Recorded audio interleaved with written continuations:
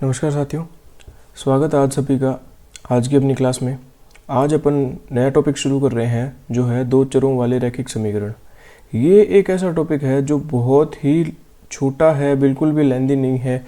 2 से 3 क्लासेस में पूरा कवर भी हो जाता है और इसके ज़्यादा टाइप्स भी नहीं बनते। टाइप्स 3 से 4 टाइप के क्वेश्चन बनते हैं, लेकिन जो बनते हैं वो अच्छे लेवल के क्वेश्चन बनते हैं और एग्ज़ाम में इससे 1 या 2 क्वेश्चन हर पेपर में आए हुए हैं। तो वो प्रश्न यदि हमारे गलत हो जाते हैं तो हम कंपटीशन में काफ़ी पीछे हो जाते हैं। छोटी छोटी बातें हैं जो ध्यान में रखनी होती है और उन्हीं से अपन पूरा पेपर में ये टॉपिक अच्छे से कवर कर पाते हैं। तो ये ध्यान देने वाली चीज़ इसमें ये है कि ज़्यादा मैटर नहीं पढ़ना, लेकिन जो पढ़ना है वो सफिशिएंट है और अपन 2 क्लासेस में इसको ख़त्म भी कर लेंगे।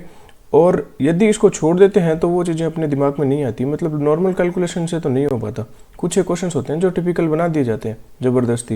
एग्जामिनर वो उन प्रश्नों को ऐसे घुमाता है कि हमारे वो दिमाग में आंसर्स वो हिट नहीं कर पाते। तो इस टॉपिक को अपन आज आराम से पढ़ेंगे। अपने पढ़ने की प्रोसेस वही रहेगी। शुरुआत में हम थ्योरी पढ़ेंगे, उसके बाद में इसके 20-25 क्वेश्चन करेंगे और फिर उसके बाद लास्ट में PYQs करेंगे, प्रीवियस ईयर क्वेश्चंस जो LDC या पटवारी जिसमें भी आए हुए हैं उन प्रश्नों को भी निकालने की कोशिश करेंगे, जिससे पता चलेगा कि हम पढ़ते क्या हैं और एग्ज़ाम में क्वेश्चंस आते किस प्रकार के हैं। तो वो जो प्रश्न है वो किसी भी बुक्स में नहीं है, कहीं भी नहीं है। तो हम इस क्लास में उनको अटेम्प्ट करने वाले हैं और इस तरह के प्रश्न हैं जो बिना पेन उठाए भी कर सकते हैं, लेकिन हमारा दिमाग उस हिसाब से चलना बहुत ज़रूरी है। तो अंत तक बने रहिएगा। लास्ट में जो PYQs करेंगे वो आपके लिए बहुत इंपॉर्टेंट रहने वाले हैं। इसी के साथ अपन आज की क्लास को शुरू करते हैं। क्लास का टॉपिक है 2 चरों वाले रैखिक समीकरण। मैं मेरी वीडियो को थोड़ा छोटा कर देता हूँ, इसके बाद में अपन अपने नोट्स पे चलते हैं। इनमें क्या है, 2 चरों वाले रैखिक समीकरण, ये हमारा आज का टॉपिक है। इस टॉपिक में क्या होता है, समीकरण दी हुई होती है, जैसे ax + by + c = 0 ये इक्वेशन है। यहाँ ABC तो वास्तविक संख्याएं होंगी तथा a ≠ 0 और b ≠ 0, मतलब x के साथ कुछ ना कुछ होना चाहिए और y के साथ भी कुछ ना कुछ गुणांक होना चाहिए। 2 चरों x व y वाली रैखिक समीकरण कहलाता है यदि x और y चर राशियाँ होती है। चर कौन से होते हैं, जिनके मान अपरिवर्तित होते रहते हैं, वो राशियाँ होती है चर राशि। तो ये होती है कि ax + by + c by और +c = 0, इस टाइप की जो भी इक्वेशन होती है वो सारी रैखिक समीकरण मान सकते हैं हम। इनके यहाँ पर एग्जाम्पल लिखे हुए हैं, जैसे a के साथ कोई कांस्टेंट हो, 2x + 7y = 3। 3 यहाँ पे क्या हो, ये 13 क्या हो गया, ये c को कोई भी कांस्टेंट वैल्यू होती है, 36 हो गया, इसको c मान लेते हैं, ये क्या है, कांस्टेंट है। और 2 है तो उसको भी c बोला जाएगा, वो क्या होगा, कांस्टेंट होगा, मतलब फिक्स होगा वो। और ये x और y है ना, ये चर राशियाँ होती है और इनके गुणांक कुछ भी आ सकते हैं, पूर्ण संख्या, अपूर्ण संख्या या फिर ये वर्ग, रूट और इस तरह की संख्याएं भी आ सकती है, रूट, क्यूब, रूट्स ये आ सकते हैं। और x और y के गुणांक के रूप में होना चाहिए। कुल मिला के बात ये है कि एक तो x और उसका गुणांक होना चाहिए, y और उसका गुणांक होना चाहिए और एक कॉन्स्टेंट होना चाहिए। तो उस प्रकार के समीकरण को कहा जाता है रैखिक समीकरण। आगे चलते हैं। एक रैखिक समीकरण का ग्राफ ax + by + c = 0 एक सरल रेखा होती है। तो ये ग्राफ सरल रेखा हमेशा सरल रेखा क्यों बनता है, इसको देख लेते हैं अपन। जैसे ये अपन कोई ग्राफिकल एनोटेशन बनाते हैं, जैसे ये कोई ग्राफ है, ठीक है, इसमें वैल्यूज है। अब हम समीकरण मान लेते हैं x + y = 3, ठीक है। इसमें x और y क्या क्या मान आ सकते हैं, x और y के। x का जैसे यदि 1 मान आए तो y का कितना आएगा, 2 आएगा, तभी तो सामने कांस्टेंट 3 आएगा। इसी प्रकार यदि x का मान 2 आ जाए तो y का 1 आएगा, ठीक है। ये 2 मान हैं। इन दोनों वैल्यूज को जब हम ग्राफ पे पॉइंट आउट करते हैं तो उन दोनों बिंदुओं को जब मिलाएंगे तो वो एक सरल रेखा बनेगी। चाहे ये 2 बिंदु ले लो, चाहे अपन इसमें एक वैल्यू और मान लेते हैं, तो 1.5 और 1.5 वाला भी बन सकता है, तो भी कांस्टेंट 3 आ जाएगा। एक 1.5 और 1.5 जोड़ेंगे तो भी उनका मान 3 आ जाएगा।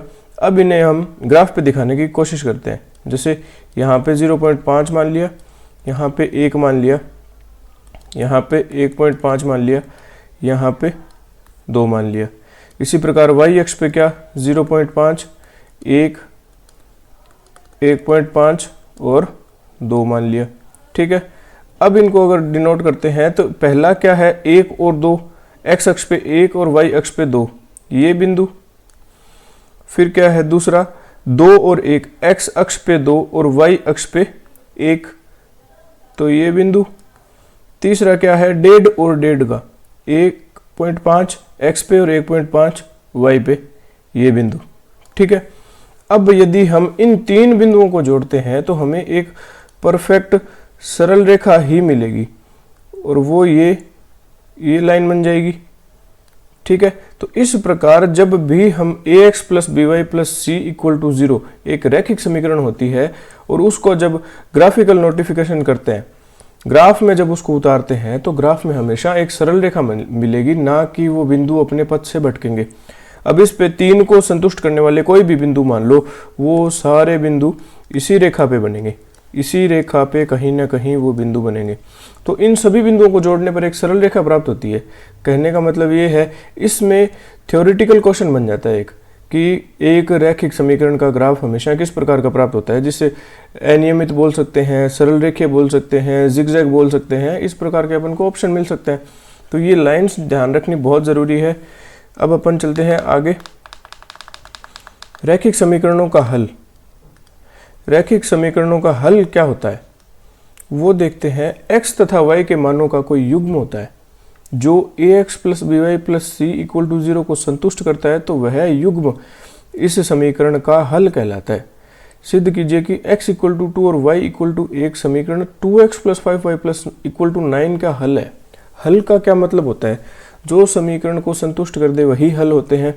ax plus B Y plus C, तो इसमें कुछ ना कुछ x का मान आएगा और कुछ ना कुछ y का मान आएगा, तो वो जो होते हैं x और y के मान वही उसके हल होते हैं, क्योंकि वो उसको संतुष्ट करते हैं। उसकी जो कांस्टेंट वैल्यू होती है वो उससे निकल के आती है बराबर।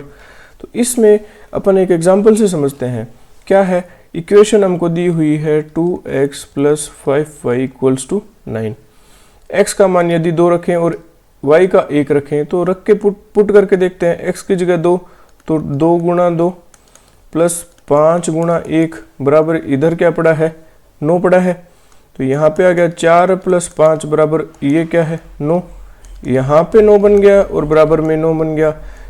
LHS बराबर किसके हो गया, RHS के बराबर हो गया। ठीक है, तो हमको इससे क्या पता चला, x और x इक्वल टू 2 और y इक्वल टू 1 इस समीकरण का एक हल है। इसी प्रकार समीकरण के अनेक हल हो भी सकते हैं या नहीं हो सकते, उस चीज़ पे अपन आगे चलेंगे। और 2x प्लस वाई अपन ने इसको एक एग्जाम्पल से करने की कोशिश करी। जैसे अपन शुरू में लेके चले थे x plus y equals to 3, तो इसमें x इक्वल्स टू 2 और y इक्वल टू 1, एक हल ये है। x इक्वल टू 1 और y इक्वल टू 2, एक हल ये भी हो सकता है। तो इसी प्रकार एक समीकरण के हल कई हो सकते हैं।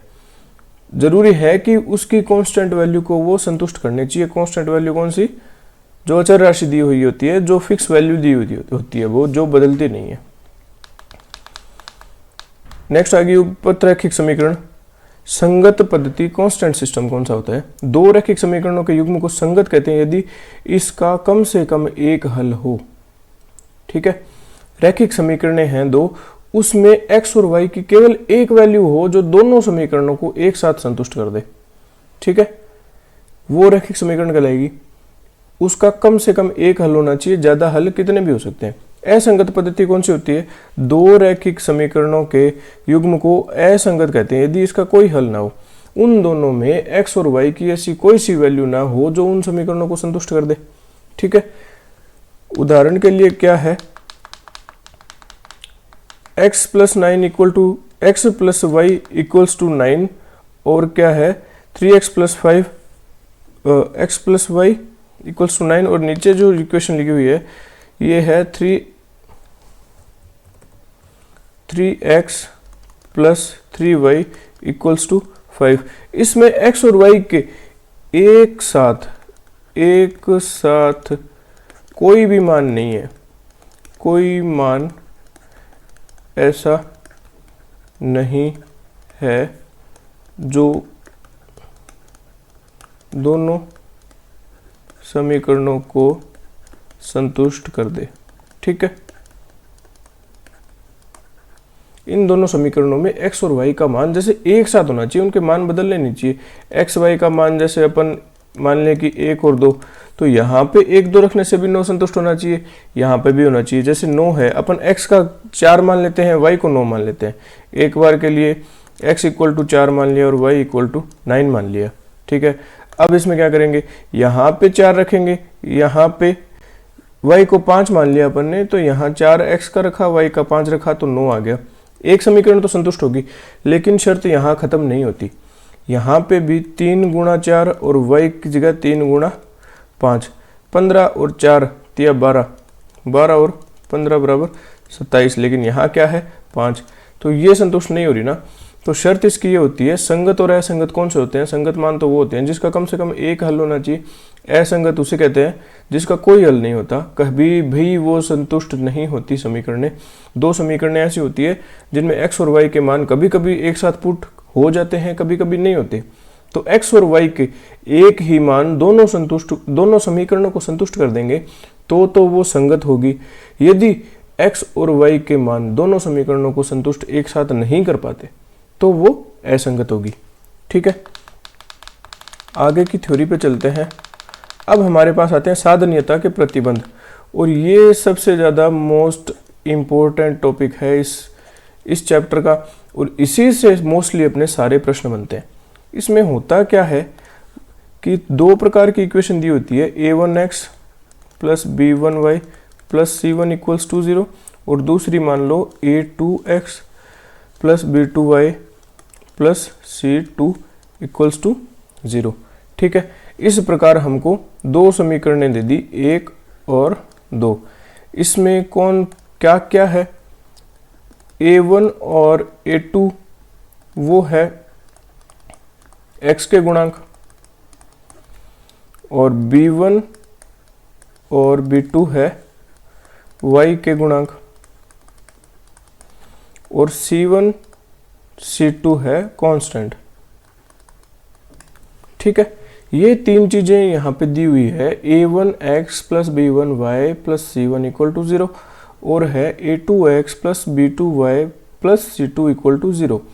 a1 और a2 है दोनों समीकरणों में, वो तो है x के गुणांक, b1 और b2 है वो है y के गुणांक, c1 और c2 है वो है कांस्टेंट। मतलब क्या है, a b और c ये सारी चीजें हैं वो अचर राशियां हैं, और उनका कुछ ना कुछ मान होता है, जैसे 1 से लेकर अनंत तक कुछ भी मान हो सकते हैं उनके।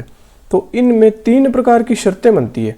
वो शर्तें क्या है, पहली शर्त तो है a1 upon a2 is not equal to b1 upon b2। ठीक है, एक शर्त तो ये हो गई, और दूसरी शर्त क्या है, a1 upon a2 equal to b1 upon b2 equal to c1 upon c2। और एक थर्ड शर्त क्या बन जाती है, a1 upon a2 equals to b1 upon b2 not equal to c1 upon c2। केवल 3 शर्तें याद करनी है, पूरा चैप्टर खत्म हो जाएगा। मोस्टली 90% क्वेश्चन यहीं से बन जाते हैं, उसके अलावा कुछ नहीं बचता। और जो प्रश्न बनते हैं वो शेष जो प्रश्न बनते हैं वो केवल परिभाषाओं पे बनते हैं, वो अपन को चैप्टर पढ़ने पे ही आएगी। लेकिन अपन ये चाहते हैं कि सरफेसली कोई चीज़ को कवर कर लें, तो ये तो सबसे ज़्यादा ज़रूरी है इस चैप्टर में करनी। तो इसका मतलब क्या है, a1 upon a2 equal to b1 upon not equal to b1 upon b2 है, तो समीकरण में क्या होगा, उस समीकरणों का, जैसे ये दो समीकरणें हैं, इनमें a1 और a2 के कोई मान रख दिए, b1 और b2 के कोई मान रख दिए, लेकिन क्या हुआ, a1 upon a2 not equal to b1 upon b2, समीकरण का क्या होगा, इसमें केवल एक हल होगा। समीकरण का क्या होगा, केवल एक हल होगा। ठीक है, यदि a1 upon a2 not equal to b1 upon b2 तो केवल एक हल होगा। यदि तीनों चरों का अनुपात है, तीनों जो फिक्स वैल्यूज है उनके अनुपात हैं, वो तीनों ही बराबर आ जाते हैं, a1/a2 equal to b1/b2 equal to c1/c2, तब क्या होगा, तीनों यदि बराबर आ गए तो अनंत हल हो जाएंगे। ठीक है। और तीसरे में क्या होगा, दो बराबर आ गए, कांस्टेंट वाली वैल्यूज बराबर नहीं आए तो क्या होगा, असंगत हल या फिर कोई हल नहीं होगा, कोई हल नहीं होगा। ठीक है। ये तीन शर्तें थी और तीनों शर्तें, इसका कोई हल नहीं होगा और तीनों बराबर होंगे तो अनंत हल हो जाएंगे। और फर्स्ट a1 और b1 वाले अनुपात हैं वो जब बराबर नहीं होते तो केवल एक हल होता है। ठीक है। तीन चीजें तो ये हो गई। अब इनके कुछ रेखीय प्रतिबंध भी होते हैं, वो क्या होते हैं ये तो हमने देख लिया। अब यदि हम रेखाओं पे चलते हैं, क्यों चलते हैं, क्योंकि ये भी एक लाइन है और ये भी एक लाइन की इक्वेशन है। ठीक है। इस प्रकार की इक्वेशन हमेशा लाइन बनाती है, हमने शुरुआत में देखा था x + y = 3। जैसे ये था, ये समीकरण हमेशा एक लाइन को डिनोट करती है। एक रैखिक समीकरण का ग्राफ हमेशा एक सरल रेखा होता है। तो पहली बात तो ये कि रेखा बनाते हैं, दूसरी बात ये, यदि ये रेखा बनाते हैं तो एक लाइन तो ये हो गई और एक लाइन ये हो गई, दो समीकरणों से क्या बन गई, दो लाइनें बन गई। तो उन यदि लाइनों की थीम पे हम इसको समझने की कोशिश करें तो जब इस प्रकार की वैल्यूज आए तो लाइनों की स्थिति क्या रहती है वो देखते हैं। जब हमारे पास a1/a2 not equal to b1/b2 वाली कंडीशन होती है तो क्या होता है, लाइन्स में केवल एक हल होगा। और केवल एक हल कब होता है, जब लाइनें आपस में प्रतिच्छेद करती है तो उसका केवल एक हल होता है। तो ये एक लाइन मान ली, एक ये जैसे ये L1 है, एक L2 है, तो इनका ये केवल एक हल होता है जो बदलता नहीं है। एक मान दोनों समीकरणों को एक साथ संतुष्ट कर देगा। ठीक है। और जब ये आ गई a1/a2 b1/b2 c1/c2, इसमें क्या होता है, अनंत हल होते हैं। अनंत हल क्यों होते हैं, अनंत हल इसलिए होते हैं क्योंकि जैसे एक रेखा बनी, ये सरल रेखा बनी। ठीक है। और दूसरी सरल रेखा भी क्या होती है, इसी के ऊपर बना दे। यदि आप देखने में समर्थ हो तो ये पीछे एक ब्लैक लाइन है, ऊपर एक अपन ने ब्लू लाइन बनाई है। तो इससे क्या हुआ, ये हर एक पॉइंट पे एक दूसरे को काट रही है, यहाँ पे भी टच कर रही है, यहाँ पे भी, यहाँ पे भी, यहाँ पे भी, मतलब ये अनंत तक एक दूसरे को टच ही कर रही है। एक लाइन के ऊपर दूसरी लाइन चल रही है। तो इस प्रकार इसके अनंत हल हो जाते हैं। ये भी हल है, ये भी हल है, ये भी हल है, ये भी हल है। जैसे इसमें कटी एक बार तो एक हल था, इसमें अनंत बार कटी तो अनंत हल है। अनंत हल इस प्रकार बन जाते हैं। और रेखा की स्थिति क्या रहती है, रेखाएं परस्पर क्या हो जाती है, संपाती हो जाती है। संपाती का मतलब एक के ऊपर एक हो जाती है, एक दूसरे के ऊपर परफेक्टली सेट हो जाती है, ना इधर ना उधर, और अनंत तक एक दूसरे के ऊपर ही रहती है। जब इस प्रकार की कंडीशन बनती है अनंत हल या फिर रेखाएं क्या होती है, संपाती।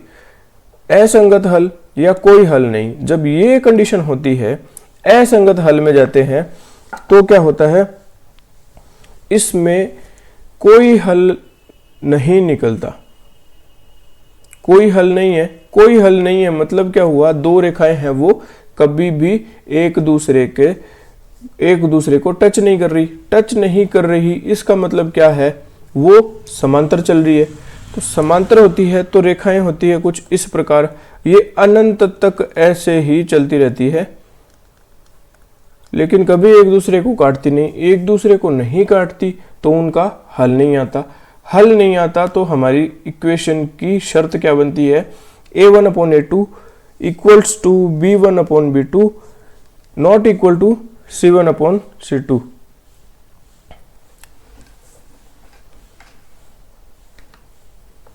ठीक है। तो अपन ने चीजें सारी सीख ली, इक्वेशंस सीख ली, संपाती कब होती है वो देख लिया, समांतर कब रहती है वो देख लिया, या फिर केवल एक अद्वितीय हल कब होता है वो भी देख लिया। तीनों शर्त देख ली और उनमें रेखाओं की स्थिति क्या बनती है वो देख ली। जब केवल एक हल होता है तो सीधा प्रतिच्छेद करती है, जब अनंत हल होते हैं तो संपाती हो जाती है, संपाती होकर एक दूसरे के ऊपर लीनियर कंडीशन में आ जाती है और अनंत हल देती है।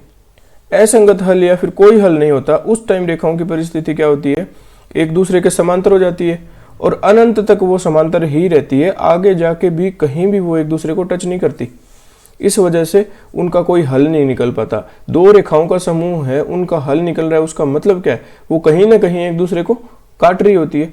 केवल एक हल कब होता है, a1/a2 not equal to b1/b2 पे। अनंत हल कब होते हैं, a1/a2 equals to b1/b2 equals to c1/c2, और कोई हल नहीं। ये कंडीशन कब आती है, a1/a2 is equal to b1/b2 not equal to c1/c2। ये सारी चीजें अपन ने देखी। अब अपन क्वेश्चन पे चलते हैं, कुछ एक अपन प्रश्न देखते हैं। पहला प्रश्न है आपकी स्क्रीन पे, एक बार इसको पढ़ो फिर अपन इसको सॉल्व करेंगे। प्रश्न क्या है, 11x minus 13 equals to minus 2x plus 78। इसमें क्या होगा, x के गुणांक एक तरफ कर लेंगे, y के गुणांक और जो कांस्टेंट वैल्यूज है उनको एक तरफ कर लेंगे। x के गुणांक कौन कौन से हैं, ये तो ये क्या हो गया, 13x इक्वल्स टू 78 और 13 कितना बन गया, 91 बन गया। x की वैल्यू कितनी आ जाएगी, 13 7 बार जाएगा, 13 7 91, x की वैल्यू अपनी 7 आ जाएगी। ये क्वेश्चन बनते हैं इस चैप्टर में। तो चैप्टर कोई बड़ा नहीं है, लेकिन अपन को पता है फिक्स 1 से 2 क्वेश्चन आने ही आने हैं, तो एक दिन इस क्लास में इस चैप्टर पे अपन को अच्छे से लगाना चाहिए। ठीक है, नेक्स्ट क्वेश्चन पे चलते हैं। क्वेश्चन नंबर 2 है आपकी स्क्रीन पे। इसमें अपन को दो बीजीय व्यंजक में 2 अचरों के मान दे दिए अपन को। तो क्या है, 2x plus 3y equal to 29 और y की वैल्यू दे दी x प्लस 3। समीकरण क्या है, समीकरण है कि 2x plus 3y equals to 29। अपन को y की वैल्यू यहाँ पे दी हुई है, तो क्या करेंगे हम, 2x प्लस 3y की वैल्यू कितनी है, x प्लस 3 इक्वल्स टू कितना, 29। यहाँ पे अपन ने क्या किया है, इक्वेशन जो दी हुई थी उसमें y की वैल्यू अपन को x प्लस 3 दी हुई है, तो y की जगह x प्लस 3 लिख दिया, केवल इतना किया है। अब आगे क्या करेंगे, ये है 2x प्लस 3 का अंदर गुणा होगा तो 3x बन जाएगा, और इस 3 का इससे मल्टीप्लाई करेंगे तो 9 बन जाएगा, इक्वल्स टू कितना आ जाएगा, 29। 2x और 3x कितना हो जाएगा, 5x, इक्वल्स टू जब ये 9 इस तरफ जाएगा तो माइनस हो जाएगा, तो कितना आएगा, 20। तो x की वैल्यू कितनी आ जाएगी, 20/5 इक्वल्स टू 4 आंसर आ जाएगा अपना, ऑप्शन नंबर सी आ जाएगा सेकंड नंबर क्वेश्चन में। थर्ड क्वेश्चन पे चलते हैं। क्वेश्चन नंबर 3 आपकी स्क्रीन पे है, एक बार प्रश्न को देखो फिर अपन इसको सॉल्व करेंगे। 2x प्लस 3y, तो यहाँ क्या पूछा है, y का मान क्या है, ये इस प्रश्न में पूछा हुआ है।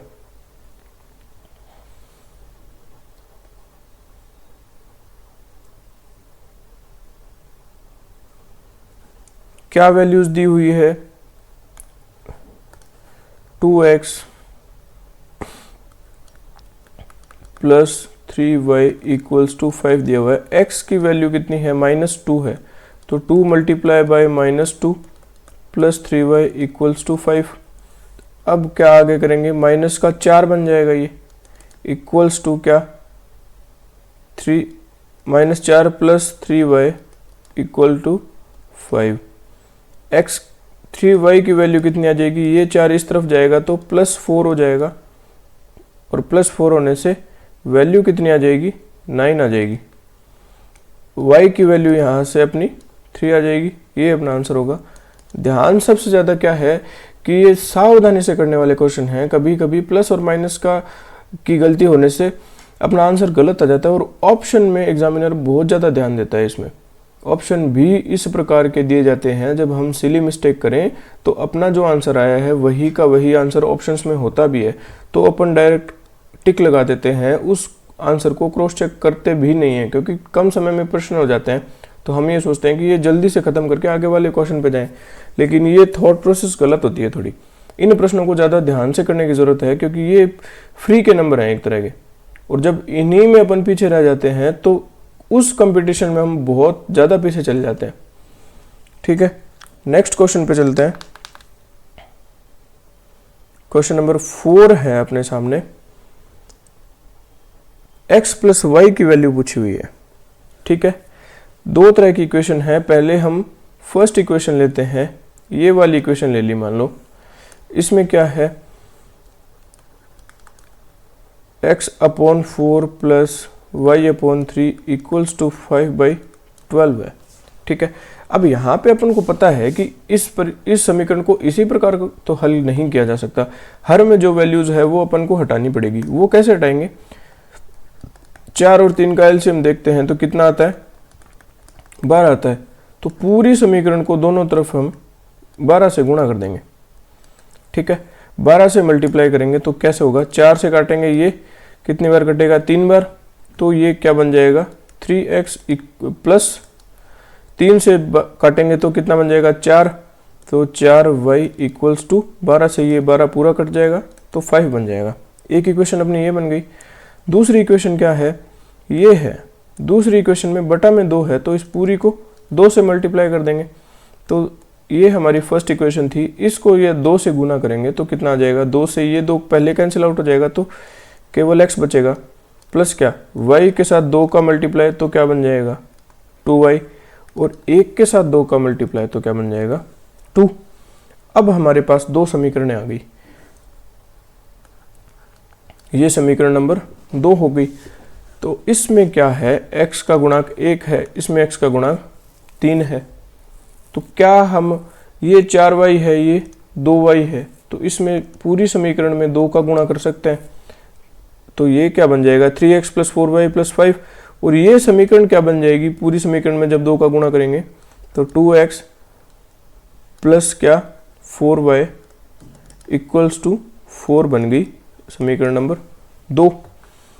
अब यहाँ पे इन दोनों को घटा देंगे तो ये निशान बदल जाएंगे, ये कैंसिल आउट हो जाएगा, 3x में से 2x जाएगा तो x बच जाएगा। x की वैल्यू कितनी आ जाएगी, 1 आ जाएगी।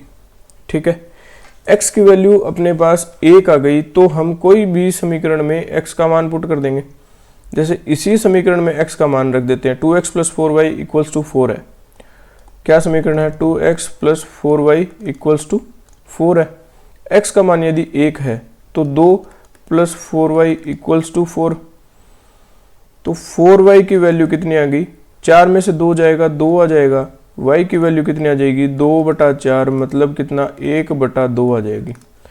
तो x का मान 1 आ गया, y का मान 1/2 आ गया। तो इन दोनों को ऐड कर देंगे तो 2 एकम 2 और 1 3, 3/2 किसका मान आ जाएगा, x प्लस वाई का मान आ जाएगा। और यही अपन को क्वेश्चन में पूछा है, x प्लस वाई का मान कितना है, 3/2 है। फोर्थ ऑप्शन में आंसर नंबर डी हो जाएगा। नेक्स्ट क्वेश्चन पे चलते हैं। तो इस प्रकार जब समीकरणों में अपन को हर में कोई संख्या दे दी जाती है तो उस संख्या को सबसे पहले हटाते हैं। हटा दिया, उसके बाद अपन क्या करते हैं, उनके x के या फिर y के गुणांकों को समान बना देते हैं। एक के गुणांक को समान बना के दूसरी इक्वेशन को उसमें से घटा देंगे। तो जिसका अपन ने गुणांक समान बनाया था वो पूरी वैल्यू कैंसिल आउट हो जाती है तो 1 का मान आ जाता है। तो वैसे मान लो अगर x का मान आ गया तो अपन दोबारा उसको समीकरण में रख देंगे और y का मान निकाल लेंगे। नेक्स्ट क्वेश्चन पे चलते हैं। क्वेश्चन नंबर 5 है आपके सामने। एक बार प्रश्न को ध्यान से पढ़ो फिर अपन इसको सॉल्व करेंगे। इसमें क्या है, हमको 2 समीकरणें दी गई है, 2x plus 3y equals to 12, दूसरी है 3x minus 2y equals to 5। हम क्या करेंगे, पूरी समीकरण में y के गुणांक को सेम बनाएंगे। यहाँ पे हम 2 का गुणा कर देते हैं, इसमें हम 3 का गुणा कर देते हैं। तो इससे क्या होगा, 2 का 2 से 4x, 2 का 3 से 6y इक्वल्स टू कितना, 24। 3 का इस समीकरण में पूरा करेंगे तो 9x minus 6y equals to कितना, 15। अब ये जोड़ देते हैं दोनों समीकरणों को, तो ये आपस में कैंसिल आउट हो जाएंगे। 9 और 4 कितना हो जाएगा, 13x इक्वल्स टू कितना, 39। x का मान अपना आ गया कितना, 3 आ गया। x का मान 3 आ गया, तो हम फर्स्ट इक्वेशन में वैल्यू यदि पुट कर देते हैं तो 3 गुणा 3 माइनस 2y इक्वल्स टू 5 आ जाएगा। 3 तिया कितना हो गया, 9। इस 5 को इधर ले आएंगे, 2y उधर चला जाएगा तो 5 माइनस हो जाएगा, प्लस का क्या बन जाएगा, 2y। तो 4 बराबर 2y आ गया, तो y की वैल्यू कितनी आ गई, 2 आ गई। x का मान 3 आ गया, y का मान 2 आ गया। ऑप्शन नंबर डी अपना आंसर हो गया। नेक्स्ट क्वेश्चन पे चलते हैं। क्वेश्चन नंबर 6 आपके सामने है। इससे क्या है, समीकरण क्या क्या दी हुई है, ax plus b equals to 0 और cx plus d equal to 0। इसमें प्रश्न में क्या है, संगत होंगे। यदि संगत कब होंगे, जब इन दोनों के गुणांक आपस में बराबर होंगे। तो x के गुणांक कौन कौन से हैं, a और c, तो a अपॉन c को किसके बराबर करेंगे, इसके बराबर करेंगे, b और d के बराबर।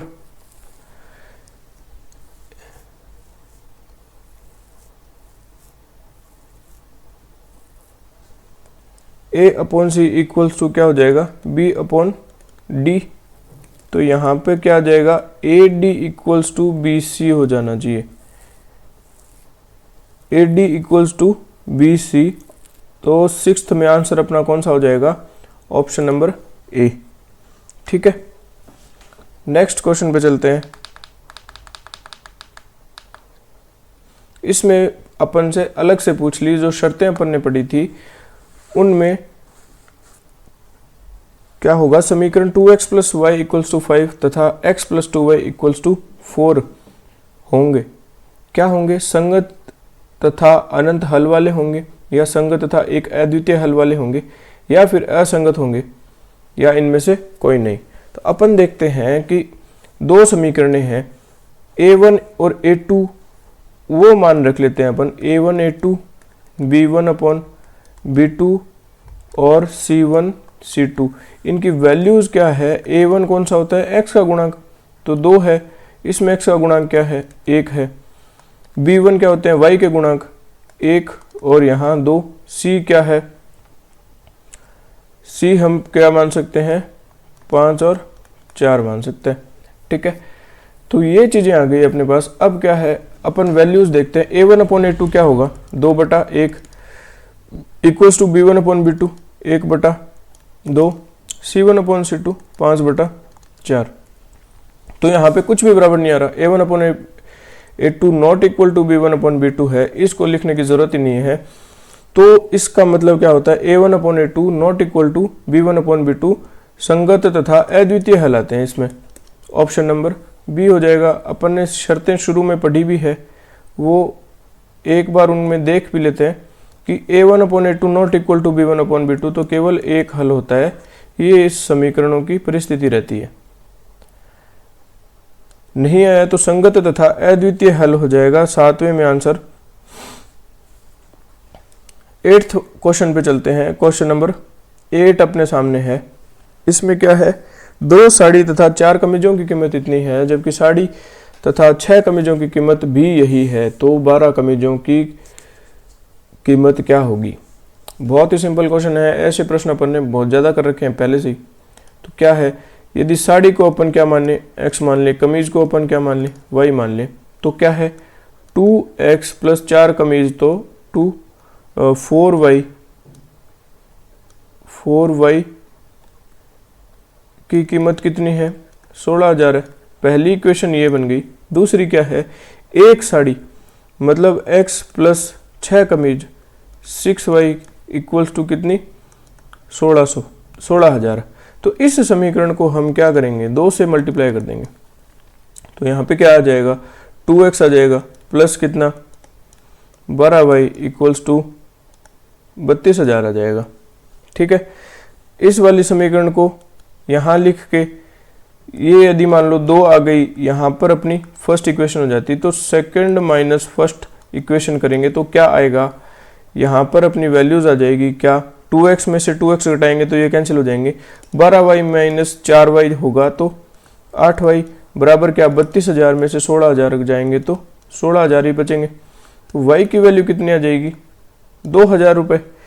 y की वैल्यू यदि 2,000 आ जाती है तो इस समीकरण में यदि हम मान रखें तो x का मान कितना आ जाएगा, x का मान आ जाएगा कितना, 16,000 तो ये पड़ा है, और माइनस क्या 6y, 6 दूनी 12 तो 12,000 ही कर देंगे। तो 16 में से 12 जाएंगे तो कितने आ जाएंगे, 4,000 आ जाएंगे। तो x का मान 4,000 आ गया, y का मान 2,000 आ गया। तो अपन को पूछा है 12 कमीजों की कीमत कितनी होगी। कमीज अपन ने क्या मानी थी, y मानी थी, y है 2,000, तो 12 की पूछी है तो 12 से गुणा कर देंगे, आंसर अपना कितना आ जाएगा, 24,000 आंसर आ जाएगा, option number B. Next question पे चलते हैं। क्वेश्चन नंबर 9 आपके सामने है।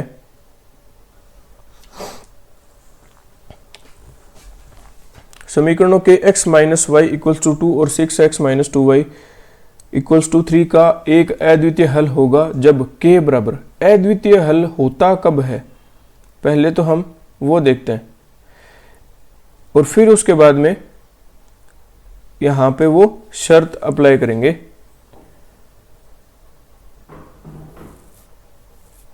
अद्वितीय हल की शर्त क्या थी, यहां केवल एक हल, इसी का मतलब अद्वितीय होता है। जब एक हल होता है वही अद्वितीय होता है। यदि उसके जैसे दूसरे हो जाएंगे तो वो किस में चले जाएंगे, अनंत हल या संपाति वाली शर्त में चले जाएंगे। तो ये नहीं होना चाहिए, इस शर्त पे अपन से प्रश्न पूछा हुआ है। ठीक है, प्रश्न पे चलते हैं। क्या है, ये अपन को प्रश्न दे दिया, अद्वितीय हल की शर्त क्या थी, वो है a1 upon a2 not equals to b1 upon b2, ये शर्त है। अब इसमें अपन को केवल क्या करना है, मान रखने हैं। a1 अपॉन a2 क्या, k और यहाँ है 6, तो k upon 6 not equal to क्या, b1 अपॉन b2, b1 क्या है -1 अपॉन b2 क्या है -2, माइनस से ये माइनस कैंसिल हो जाएगा।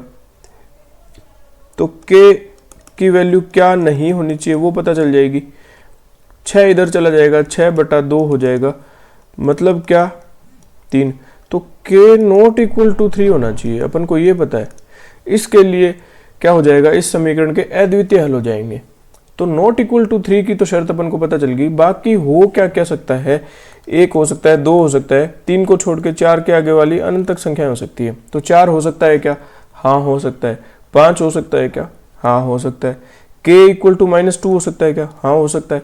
अपने पास केवल एक ही शर्त है कि k बराबर 3 नहीं होना चाहिए, तो 3 इनमें से कोई भी नहीं है। तो ऑप्शन अपना सही कौन सा हो जाएगा, ऑप्शन नंबर डी, उपयुक्त सभी। तो आज की क्लास में अपन इतना ही पढ़ेंगे। कल एक नई क्लास लेंगे, उस क्लास में अपन इस चैप्टर के बचे हुए बाकी क्वेश्चन प्लस PYQs, पिछले क्वेश्चंस, पिछले पेपर में जो भी आए हुए प्रश्न हैं उनके अच्छे उनमें से क्वेश्चंस उठा के अपन क्लास में सॉल्व करेंगे। तो मिलते हैं अपनी कल की क्लास में, तब तक के लिए धन्यवाद, शुक्रिया, बाय बाय।